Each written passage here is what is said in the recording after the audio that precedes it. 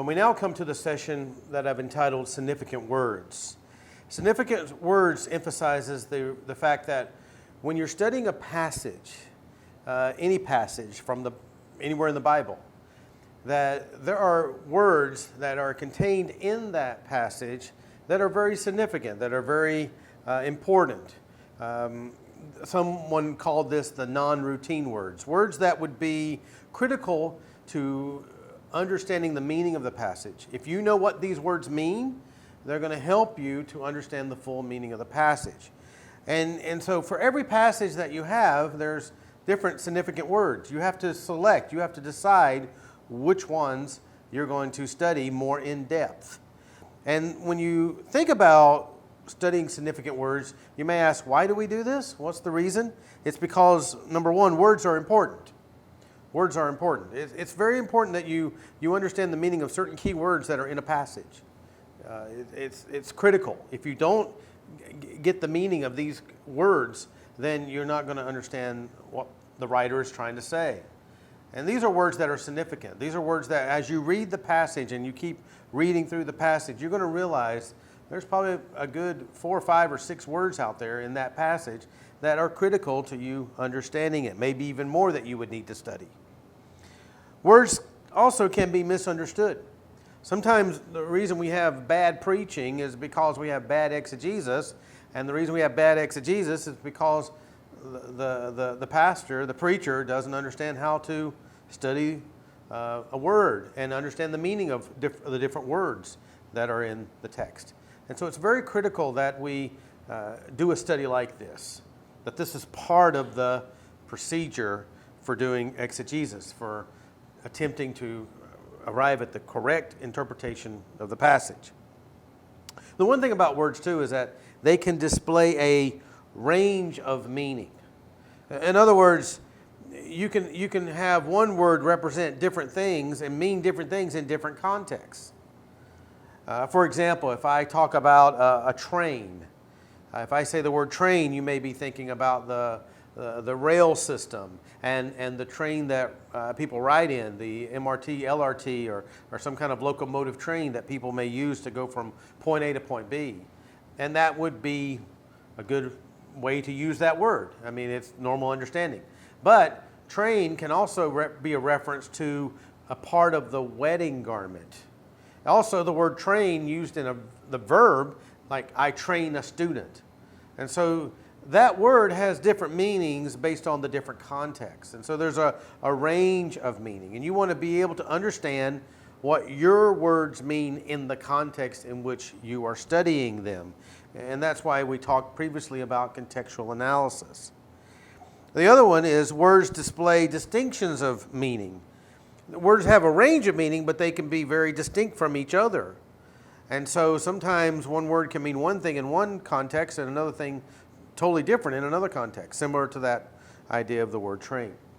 So you got to think about it in that words are significant, words are important, words are critical, and you need to be able to understand how to study words and know the meaning of words.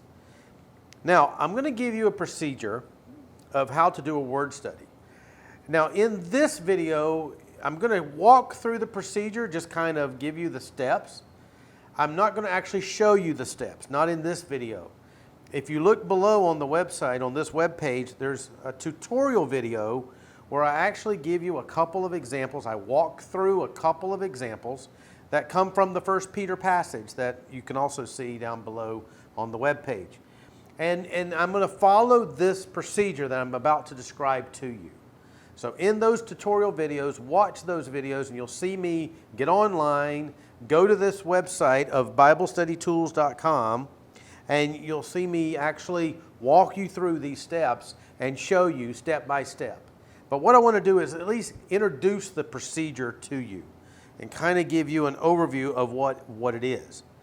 The first thing you have to do when you're going to study words is you take your passage, the passage that you've been assigned or any passage that you're going to study to preach, and you want to identify the significant words that are in your passage.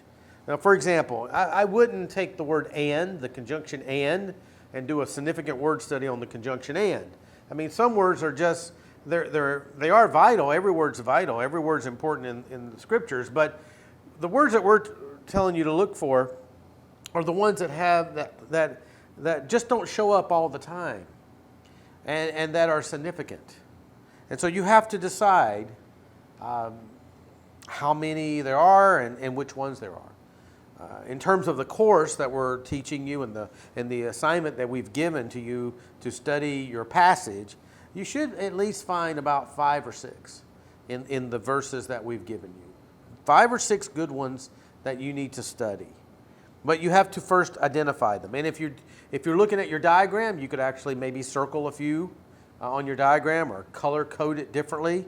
And these would be words that you would study. Now, once you have identified them, then you start the procedure of actually going through the process. And again, the tutorial videos that I'll make a couple of those, give you a couple examples. I'll follow this procedure. So I use a website called BibleStudyTools.com. It's not the only website that's out there. There are others. I think Bible Hub has one, and there are some others that do this similar thing. But I found that BibleStudyTools.com is very easy to understand, very easy to navigate. And so this is what I'll be showing you in the tutorial videos. But when you go to BibleStudyTools.com, you're going to see this tab that says Study. And when you get there, you click Study and then click Concordance. And then select the Strong's Exhaustive Concordance. And then I would click New American Standard. You want to select New American Standard. I think King James Version is also offered. And once you get through to that point, then you want to select your book and your chapter. And what's going to happen is the passage is going to show up with all this information on the screen. And then when you get to that point, you click on the word in the passage. And when you click on the word in the passage, and when you see the tutorial video, you'll see all this information on the screen. And what will happen is you will use that information that's on that website, that's on that screen. And that information is going to help you deduce and determine what the meaning of the word is in the context of your passage. You're going to note the different ways in which that word has been translated. Every word, for example, in the New Testament, when you click on a word, you're seeing it maybe in English or Tagalog or whatever version you're looking at. That originally was in Greek. Koine Greek was the original language that the New Testament was written in. And so when that word shows up in Greek, the Greek wording of it, that may show up maybe 20 times in all of the New Testament. And when that word shows up, it's not translated by the same English word in every context, or even in the same Tagalog word in every context, because language is fluid in a sense. So you want to be able to get back to the original Greek word, and by going through that process on BibleStudyTools.com and clicking all those little places, you get back to the screen that will show you get to a screen that will show you exactly the Greek word that is in reference to the word that you're studying. And it's going to give you all this kinds of information that's going to be so helpful to you. So you're going to be able to note the different ways in the way the word has been translated into modern languages. You're going to know the various other passages. You'll be able to see the other passages where that same word appears. It appears in your passage, but it may appear in other passages within your same book or within the same Pauline epistles if you're studying Paul's epistles. If your passage is like in Ephesians, and you may find where this passage shows up in other places in the book of Ephesians, and then within the Pauline letters, and then maybe other places in the New Testament. And what will happen is that as you see this information, as you look at what's on the screen, on your computer, you can do this on your mobile phone. You can still get to your web browser as long as you can get on some internet. You can do this kind of research. What will happen is this information that you will receive, it's going to help you formulate a series of maybe 3 to 4 sentences that are stated in your own words that best explains the meaning of that word in its context, as it would appear in that particular context. Why do you do it this way? Why do you word these 3 to 4 sentences in your own words? Why can't you just copy and paste what you're finding there? It's because you need to be able to think this through. You need to be able to formulate these sentences yourself, because if you do this and do it well, when you actually preach the passage, when it comes to the point of preaching the passage, you will know the meaning of these words, not because you just saw it in a book or on a website. It's because you've thought it through how you need to state the meaning of that word to the people who are listening to you preach. And so take the data that is on the screen. Take the information that the website provides for you. But don't just copy and paste it, because it means that you bypass a critical part of this, of thinking it through for yourself and putting it in your own words. When you put it in your own words, again, you take more ownership of remembering what the meaning of that word is. And it's something that you can say to your audience, to your hearers, when it comes time in your sermon and you get to that particular word and you want to explain it. It may be only 2 or 3 sentences that you say. It may only take 30 seconds to be able to explain the significance of that word. But you were able to formulate all of that when you did this study. So if you take a look at the example that's below from 1 Peter chapter 4, verse 7 to 11, look at a couple of these. Look at the word end, E-N-D. That shows up, and that's at the very beginning there. And I chose that as one of the word studies. I want to know, Peter's saying the end of all things is at hand. What does he mean by the end? What does he mean by that? And so I went through that process of BibleStudyTools.com, went through and found my passage, found the word, clicked on it, as you will see me do in the video, in the tutorial video. And based off the information that I was able to look at, off of that data that I saw from doing this kind of study, I formulated 3 sentences of a way in which I can make sure that I understand what this word means. I didn't just copy and paste these. I put them in my own wording, thought it through. And so here's what I wrote. So if I want to be able to explain to someone in a sermon what the word end is referring to, what Peter is referring to by the word end when he uses that word, I could say something like this. This word can refer to many different things. It depends on the context. The idea of the word end, E-N-D, as expressed by Peter, is to state that something is coming to an end, coming to a finality. Peter's use of this idea of end is in reference to the eternal state and us being with our Lord in heaven. So when he uses the word end, E-N-D, in that context, it's what we call eschatological. He's referring to the end of all things, the end of it all. It's looking to the future in his framework. And so you have these Christians who are being persecuted, facing persecution, living in this state of turmoil. And Peter's saying, even if they chop off your head, even if your days are numbered, you have a future. The end of all things is at hand. The Lord is still in control of all things. And he's going to bring it all to a conclusion.